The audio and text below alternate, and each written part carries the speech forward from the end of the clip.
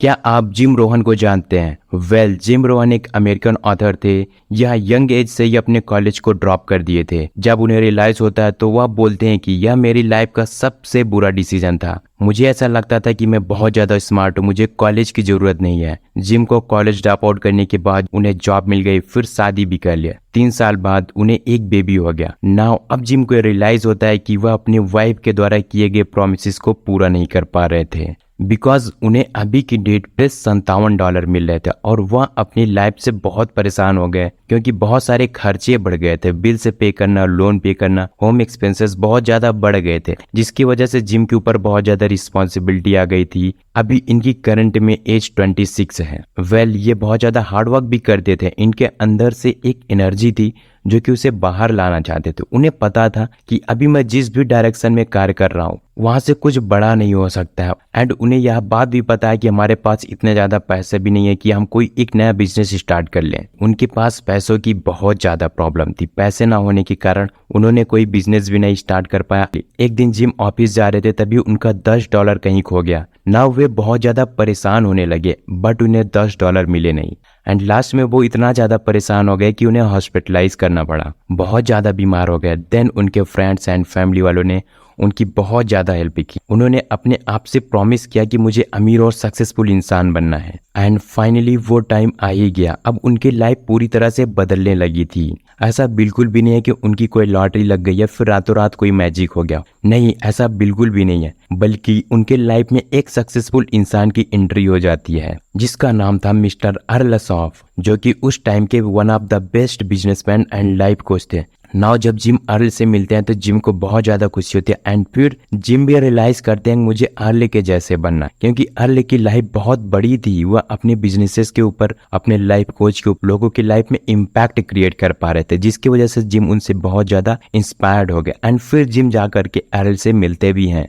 And फिर earl को भी जिम बहुत ज्यादा पसंद आते हैं, क्योंकि जिम के अंदर एक ऐसी एनर्जी थी जिसे वह बाहर लाना चाहते थे। जिम सक्सेसफुल इंसान बनना चाहता था, उसे लाइफ में कुछ करना था, बट उसके पास राइट डायरेक्शन नहीं थी, जिसकी वजह से अर्ल और जिम की गहरी दोस्ती हो गई। फिर दोनों ने साथ में मिलकर के बिजनेसेस करना शुरू कर दिया। 5 साल गुजर जाने के बाद सैडली एक दिन अचानक से अर्ल की डेथ हो जाती है। एंड जिम को यह बात सुनकर के बहुत ज्यादा रिग्रेट होता है। जिम कहते थे 5 साल मेरे लाइफ के बेस्ट साल रहे हैं, बिकॉज मैंने अर्ल से बहुत सारी चीजों को सीखा। बेस्ट रिलेशनशिप को कैसे मैनेज करते हैं, एंड लाइफ में वेल्थी कैसे होना है, कैसे खुश रहना है। एंड फिर अर्ल के बताए हुए रास्ते पर जिम चलने लगे। फिर फाइनली वो दिन आ ही गया जब जिम बहुत ही सक्सेसफुल इंसान, रिच पर्सन एंड एक हैप्पी पर्सन बना। सो नाउ आज की book summary the 7 strategy for wealth and happiness. ये बुक समरी में आपको जिम 7 ऐसे लर्निंग शेयर करते हैं जिनको सीखना आपके लिए बहुत ही ज्यादा इंपॉर्टेंट है। सो इसलिए वीडियो को पूरा लास्ट तक लिखना, बिल्कुल भी स्किप मत करना। Now point number 1, surround your self with winners. Point का आंसर आपको स्टोरी में ही मिल गया था। हमें उन लोगों के साथ रहना चाहिए जैसे हमें बनना है। जिम कहते हैं कि अगर मैं अपने पूरे लाइफ में अर्ल से ना मिला होता एंड उनसे दोस्ती ना करता तो मैं अपनी लाइफ में कभी भी सफल नहीं हो सकता। ऐसे फ्रेंड्स जिनके साथ आप ज्यादा टाइम अपना स्पेंड करते हो वैसे आप हो जाते हो। सो अगर आपको अपने लाइफ में सक्सेसफुल होना है तो सक्सेसफुल लोगों के साथ रहना शुरू कर दो।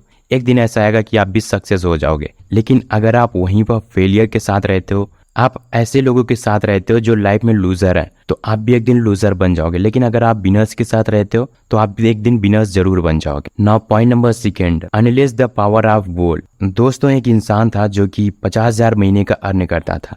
उसका ड्रीम था कि मैं किसी तरीके से 1 लाख के इनकम पर आऊं।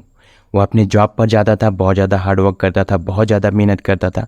वह कितनी भी कोशिश कर ले लेकिन उसकी सैलरी इंक्रीज नहीं होती थी। लिए एक टारगेट बना लिया कि मुझे 1 लाख रुपया अर्न करना है। अब वो अपने कार्य में बहुत ज़्यादा कंसिस्टेंट हो गया था। वह अपने लिए एक नोट्स बनाया था जहाँ पर वह डेली लिखता था, I will earn 1 lakh by the end of this month.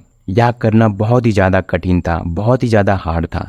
1 month हो गया। अब 1 मंथ गुजर जाने के बाद की वजह से वह व्यक्ति बीमार पड़ गया। देन उसको रियलाइज होता है कि मैंने कुछ गलत तरीका अपनाया था, ज्यादा हार्डवर्क करने की वजह से मैं बीमार पड़ गया। फिर वह क्या करता है, अपने रास्तों को चेंज करता है। वह जो भी अपने कार्य को कर रहा था, कार्य करने के तरीकों को चेंज करता है। 1 साल बाद वह 1 लाख रुपया महीने का अर्न करना शुरू कर देता है। This is the power of goals. You know what, आपको जो कुछ भी अपने लाइफ में चाहिए अगर आप उसको लिख देते हो तो वह चीजें जरूर पूरी हो जाते हैं। यह बात think and grow rich book summary में भी बताया गया है कि आपको जो कुछ भी चाहिए आप अपने टारगेट को, अपने गोल्स को एक पेपर पर लिख दो एंड उस चीज़ को रोज़ देखो, उस चीज़ को विजुलाइज करो। एक दिन ऐसा आ जाएगा कि आप उस चीज़ को जरूर अचीव कर लो। लेकिन इसके साथ ही साथ आपको hard work, consistency and patience के साथ साथ अपना वर्क भी करना पड़ेगा। देन जरूर आप अपने गोल को अचीव कर सकते हो। जो चीज़ें हम लिख देते हैं उसके प्रति हम ज़्यादा फोकस हो जाते हैं। जब हम पॉइंट्स को लिखते हैं तब हमारे माइंड के अंदर वाइब्रेशंस होती हैं जो कि अट्रैक्ट करती हैं। नाउ आपको लाइफ में जो कुछ भी चाहिए आप उन सारे पॉइंट्स को डेली को लिखते हैं, जिसकी वजह से आप उन सारे चीज़ों को जल्दी अचीव कर लोगे। टोनी रॉबिन को भला कौन नहीं जानता होगा। टोनी रॉबिन से एक दिन इंटरव्यू में सवाल किया गया था कि आपके लाइफ का सबसे बेस्ट इन्वेस्टमेंट क्या है। जब वह 17 साल के थे तो उन्होंने इसी बुक के ऑथर जिम रॉन का सेमिनार अटेंड किया था जो कि 3 घंटे। वह मेरी लाइफ का सबसे बेस्ट इन्वेस्टमेंट था और उसकी कीमत मात्र $35 था। एंड यही सेम सवाल वॉरेन बफेट से भी इंटरव्यू में पूछा गया था कि आज तक का लाइफ का सबसे बेस्ट इन्वेस्टमेंट क्या है। तो सारे लोगों ने सोचा कि अब वॉरेन बफेट कोई ना कोई स्टॉक बताएंगे जहां पर उनको अच्छा रिटर्न मिला था। ऑथर डेल कार्नेगी की इंग्लिश स्पीकिंग कोर्स जो कि मेरे लाइफ का सबसे बेस्ट इन्वेस्टमेंट है एंड वहां पर हमें सबसे ज्यादा रिटर्न मिला था। दोस्तों ये होता है सक्सेसफुल लोगों का secret. Point number 5, learn to change.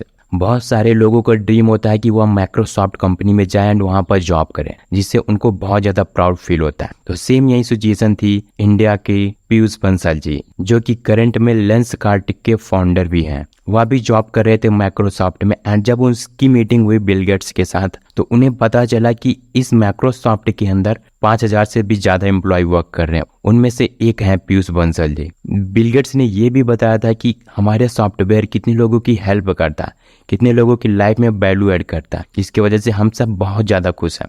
Piyush Bansal ji को यह बात कहीं ना कहीं अच्छी लगी, लेकिन उन्होंने सोचा इन 5000 लोगों से मैं भी एक एम्प्लॉय हूँ, मेरा कोई बहुत बड़ा नाम नहीं है। तो उन्होंने पैसे और दौलत वगैरह सब कुछ छोड़ करके खुद का बिजनेस करना चाहा, एक स्टार्टअप करना चाहा, जिसके वजह से वह जी जान लगा करके लग गए एंड फाइनली लेंसकार्ट के फाउंडर बने।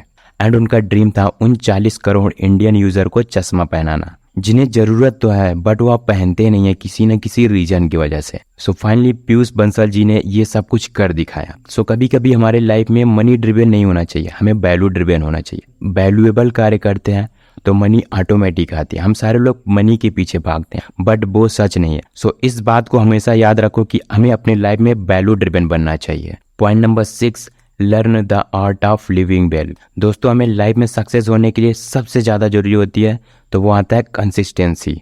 आप कोई भी कार्य कर रहे हो, अगर उस कार्य को आप कंसिस्टेंसी के साथ करते हो कंटिन्यू, बहुत ज़्यादा चांसेस हो जाता है कि आप अपने गोल के करीब पहुंच जाते हो। तो consistency is the key of success and second thing is hard work. Success पाने के लिए 2 चीज़ें बहुत ज़्यादा जरूरी होती है, consistency, hard work. Hard work के साथ किसी भी चीज़ को करते हो तो आप जरूर अपने लाइफ में उस चीज़ को अचीव कर लेते हो।